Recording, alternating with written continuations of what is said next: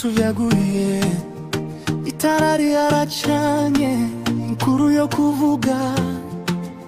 David Elias Delove afise umutima ururumba, yazanye ibizigiro mu Burundi mu izina rya Yesu. Mu mutima wa Buganda aho ibitutu vyaguye, itara ryaracanye, inkuru yo kuvuga.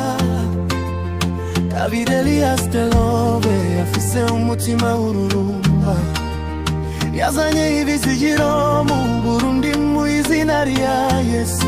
Imyaka sinye urukundo irarumanye, iragirira seruka, abari bentisite bahurikiye hamwe,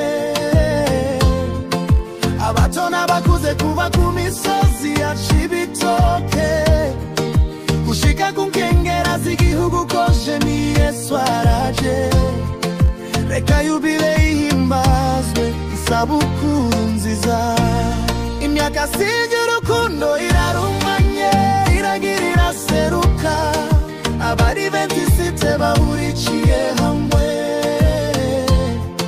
abato n'abakuze kuva ku misozi ya Cibitoke gushika ku nkengera z'igihugu kose, ni Yesu araje.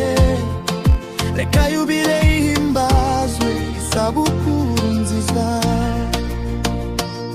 Afise Bibiliya mu minwe, yarateguye inzira kuva mu mwaka w'inzitwa ngizi, biciye mu bigeragezo no mu ntsinzi.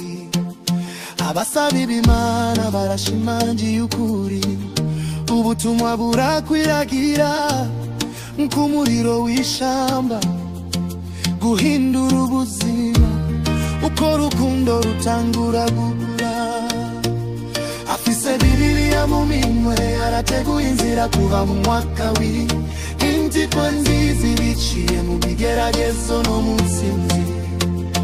Abasaba Imana barashimangiye ukuri, ubutumwa burakwiragira nk'umuriro w'ishamba, guhindura ubuzima uko urukundo rwatangura gukura. Imyaka sinye urukundo iragirira seruka, abari bentisite bahurikiye hamwe, abato n'abakuze kuva ku misozi ya Cibitoke gushika ku nkengera z'igihugu kose, ni Yesu araje. Reka yubile ihimbazwe, isabukuru nziza. Imyaka sinye urukundo iragirira seruka, abari bentisite bahurikiye hamwe, abato n'abakuze kuva ku misozi ya Cibitoke gushika ku nkengera z'igihugu kose, ni Yesu araje. Reka yubile ihimbazwe, isabukuru nziza. Uko dukoranira hamwe, imitima yuzuye umunezero, turahimbaza yubile y'imyaka ijana, indoto ya David Delove ubu ni yacu ejo hake cyane, muri Kristo wenyene. Uko dukoranira hamwe, imitima yuzuye umunezero, turahimbaza yubile y'imyaka ijana, indoto ya David Delove ubu ni yacu ejo hake cyane, muri Kristo wenyene.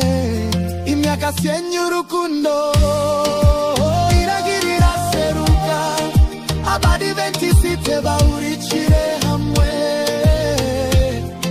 abato n'abakuze kuva ku misozi ya Cibitoke gushika ku nkengera z'igihugu kose, ni Yesu araje.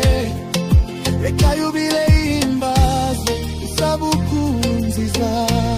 Imyaka sinye urukundo iragirira seruka, abari bentisite bahurikiye